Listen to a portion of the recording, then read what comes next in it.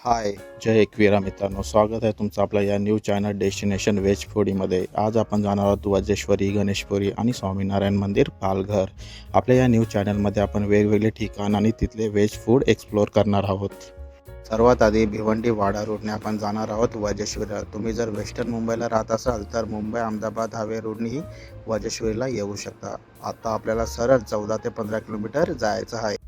आता आपण अंबाडीला पोहोचलो आहे. इथनं आता आपल्याला लेफ्ट टर्न घ्यायचा आहे. सरळ वाडा रोड जातो, पण आपल्याला वाडा रूट नाही घ्यायचा आहे.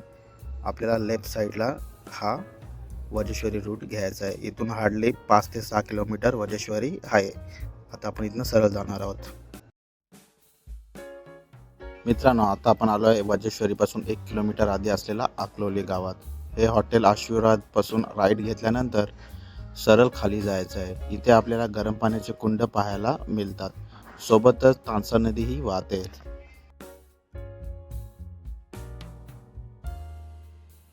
हे बघा मित्रांनो, हे आहेत गरम पाण्याचे कुंड. ह्या पाण्यामध्ये गंधक असल्यामुळे यात स्नान केल्याने त्वचारोग पूर्णपणे बरा होतो. त्याचसोबत ही तांसा नदी आहे, ह्यात देखील लोक स्नान करतात. अशी मान्यता आहे की त्रेतायुगामध्ये श्री राम, लक्ष्मण आणि माता सीता या ठिकाणी आल्या होत्या. परंतु यज्ञाकरता त्यांना पाणी न मिळाल्यामुळे श्री लक्ष्मणाने जमिनीत बाण मारून हे गरम पाण्याचे झरे निर्माण केले होते. आपण आता वज्रेश्वरीच्या योगिनी माता मंदिरात जाणार आहोत.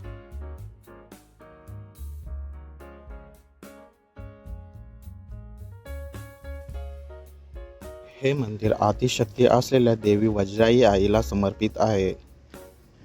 मराठ्यांचे थोर सेनापती चिमाजी अप्पा यांनी पोर्तुगीजांकडून वसईचा किल्ला जिंकल्यानंतर देवीचा नवस फेडण्याकरता ह्या मंदिराची पुनर्बांधणी केली होती.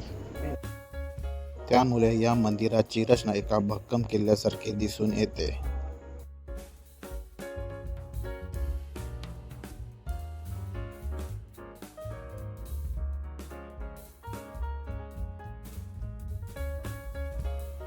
येथे मंदिराच्या मागे भाविक कॉइन चिकटून आपल्या इच्छापूर्तीची मागणी करतात. मंदिराच्या आवारात कमालीची शांतता अनुभवण्यास मिळते. काळे पाषाण आणि पांढरे शुभ्र असे कलश, त्यामुळे मंदिराचे सौंदर्य अजून खुलून दिसते.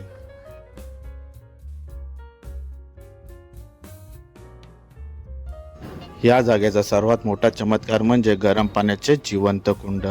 येथून नैसर्गिकरित्या गरम पाणी जमिनीतून बाहेर येते. मित्रांनो, वज्रेश्वरीच्या मंदिरातून निघाल्यानंतर अवघ्या 2 किलोमीटरच्या अंतरावर आपल्याला गणेशपुरीचे देखील मंदिर पाहायला मिळते. आता आपण त्याच दिशेने निघालो आहोत. मित्रांनो, बऱ्याच जणांचा असा गैरसमज होतो की गणेशपुरी म्हणजे गणपतीचे मंदिर असेल, पण तसे नसून तेथे स्वामी नित्यानंद महाराजांचे समाधी मंदिर आहे. मंदिर दुपारी 1:30 ते 2:30च्या दरम्यान दर्शनाकरता बंद ठेवले जाते. इथून समोरून तुम्ही डायरेक्ट दर्शनासाठी आत प्रवेश करू शकता. समोर दिसणाऱ्या काचेच्या कॅबिनमधून तुम्ही प्रसाद स्वरूपात बुंदीचे लाडू खरेदी करू शकतात. ते साईडलाच आपल्या श्रीकृष्णाची सुंदर मूर्ती पाहायला मिळते. गणेशपुरी हे ठिकाण महान संत स्वामी नित्यानंद महाराज यांच्या वास्तव्यामुळे आणि समाधीमुळे प्रसिद्ध आहे. त्यांनी या जागेला आपली कर्मभूमी बनवले होते.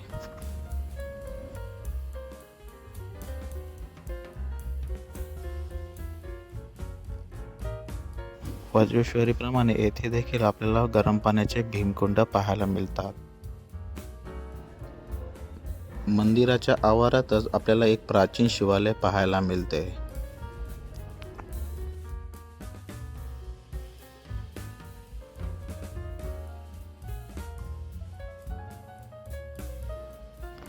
मित्रांनो, असे मानले जाते हे क्षेत्र खूप प्राचीन आहे आणि येथे अनेक ऋषीमुनींनी तपश्चर्या केली आहे. मित्रांनो, गणेशपुरीवरून निघाल्यानंतर आपण जाणार आहोत पालघर मनोहर येथे स्थित स्वामीनारायण मंदिराकडे. हा बघा, हा अहमदाबाद हायवे रोड आहे आणि हा आहे वज्रेश्वरी रोड. तर आपल्याला आता राईट घ्यायचं आहे. आता आपण पोचलो शिरसाट फाट्यावर. जर तुम्ही वेस्टर्न मुंबईवरून येत असाल तर वज्रेश्वरीसाठी आपण आलो हा रूट घेऊ शकता. चला तर हा आहे मुंबई हायवे रोड आणि हा आहे अहमदाबाद हायवे रोड. तर चला आपल्याला आता राईट घ्यायचा आहे.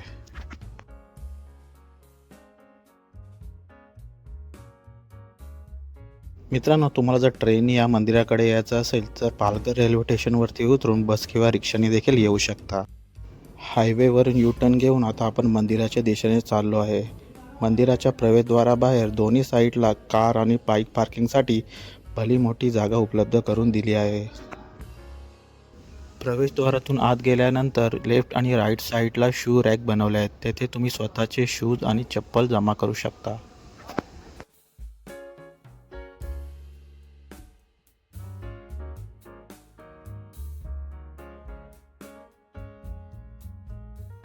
ह्या मंदिराची उंची भरपूर असल्यामुळे भरपूर पायऱ्या चढून वरती जावं लागतं. तुमच्यासोबत कोणी हँडिकॅप किंवा वृद्ध व्यक्ती असतील तर इथली व्हीलचेअर किंवा लिफ्टचा देखील तुम्ही वापर करू शकता. हे स्वामीनारायणांचे मंदिर मनोरजवळील दुर्वेश गावात स्थित आहे. हे मंदिर जयपूरच्या प्रसिद्ध पांढरशुभ्र संगमरवरी दगडापासून बनवले आहे. हे भव्य मंदिर अवघ्या 2 वर्षात बांधून 24 एप्रिल 2026 पासून भाविकांसाठी दर्शनाकरता खुले करण्यात आले होते.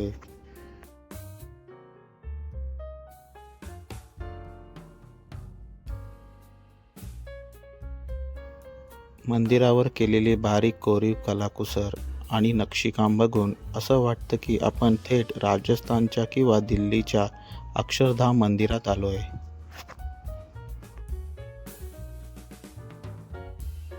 मंदिराचे हे अद्भुत सौंदर्य पाहून अक्षरशः आपले डोळे दिपून जातात. मित्रांनो, या मंदिराचं सौंदर्य खरंच खूप अप्रतिम आहे. माझ्या भाषेत सांगायचं झालं तर जाम भारी मंदिर आहे हो. मग तुम्ही केव्हा येता या मंदिराला भेट द्यावाला मला कमेंट करून नक्की सांगा. मंदिराला लागूनच राईट साईडला प्रेमवती नावाचे रेस्टॉरंट म्हणजे फूड कोर्ट आहे. तर आपण वेगवेगळे ठिकाणच नाही तर तिथले वेगवेगळे फूड्स देखील एक्सप्लोअर करणार आहोत. बाहेरून हे रेस्टॉरंट दिसायला खूप सुंदर आहे. चला आत जाऊन बघूया कसं आहे ते.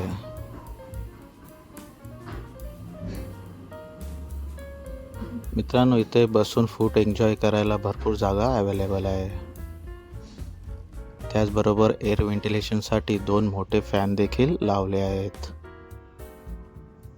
इथली क्लिनिंग आणि इंटेरियर टॉप नॉच आहे मित्रांनो. हे समोर काउंटर दिसतंय. इथे आपल्याला फूड कलेक्ट करायचं आहे आणि समोरून पेमेंट करून कूपन घ्यायचं आहे आपल्याला. हा इथला मेनू कार्ड आहे. तुम्ही व्हिडिओ पॉज करून पाहू शकता. मित्रांनो, आपण व्हेज डिलाईट पिझ्झा आणि बटर पावभाजी ऑर्डर केली आहे. आपल्याला कूपन दिलेला आहे. आपला नंबर अनाऊन्स झाल्यानंतर समोरून ऑर्डर कलेक्ट करायची आहे. पावभाजी आपण कलेक्ट केली आहे. हे बघा, पण यात कांदा, लिंबू नसून काकडे आणि टोमॅटोचे स्लाइस दिले आहेत. चला तर मग ही पावभाजी आपण टेस्ट करून बघूया कशी आहे ती. दिसायला ही पावभाजी मुंबई स्ट्रीट स्टाईल तर बिलकुल नव्हती, परंतु त्याची टेस्ट आणि थिकनेस खूप छान होती. फुल पैसा वसूल पावभाजी आहे ही मित्रांनो. मी तुम्हाला ही नक्कीच रेकमेंड करीन. माझ्याकडून ह्या पावभाजीला 8 रेटिंग आउट ऑफ 10. आपला डिलाईट पिझ्झा देखील आलेला आहे, तोही आपण टेस्ट करणार आहोत. पिझ्झा सॉफ्ट आणि चीजी तर होता, परंतु त्यातून आंबट टेस्ट खूप जास्त येत होती. त्यामुळे मी हा तुम्हाला रेकमेंडेड नाही करणार आहे. माझ्याकडनं 6.5 रेटिंग आउट ऑफ 10. आता आपण परतीचा प्रवास सुरू केला आहे. शिरसाट फाट्यावरून वजेश्वरी रूटला येताना पारोलवरून आपण हा भिवंडीला जाणारा राईट टर्न घेणार आहोत. ह्याचे कारण मी तुम्हाला सांगतो.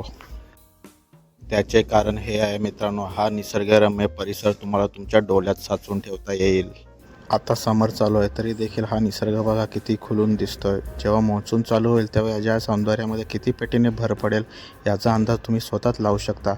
त्यामुळे जर तुम्ही भिवंडी, कल्याण, डोंबिवली या भागात राहत असाल तर परतीचा प्रवास याच मार्गाने करावा असे मी तुम्हाला सजेस्ट करीन. तर आपला व्हिडिओ आता इथे संपवूया. आजचा व्हिडिओ जर तुम्हाला आवडला असेल तर आपल्या चॅनलला लाईक, कमेंट आणि सबस्क्राईब करा. भेटूया असंच नवीन डेस्टिनेशनसोबत. तोपर्यंत गुड बाय, टेक केअर.